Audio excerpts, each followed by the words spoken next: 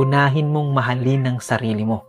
Kasi sa dulo ng lahat, sarili mo lang ang mananatili at kadalasan, tutulong sa'yo.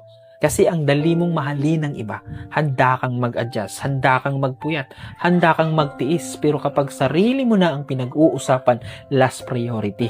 Ikaw ang laging nag-uunang magsakripisyo, ikaw ang laging nauubos. Pero hindi po selfish ang self-love. Self-responsibility yan. Kapag hindi mo kayang igalang ang sarili mo, paano mo aasahan na igagalang ka ng ibang tao? Kapag hindi mo kayang piliin ang sarili mo, laging may pipili at gagamitin ka.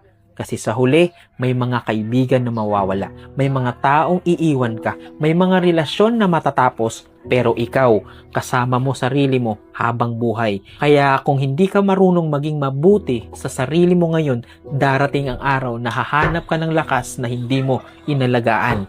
Kaya, hindi mo kailangan iwan ang lahat para lang mahalin ang sarili mo. Kailangan mo lang tumigil sa pagpayag na ikaw ang laging lugi. Kasi hindi ka pinalaki para maubos. Pinalaki ka para umangat. Unahin mong mahalin ang sarili mo, hindi para maging mayabang, hindi para maging malamig, kundi para kahit sino ang umalis, hindi ka mawawala sa sarili mo.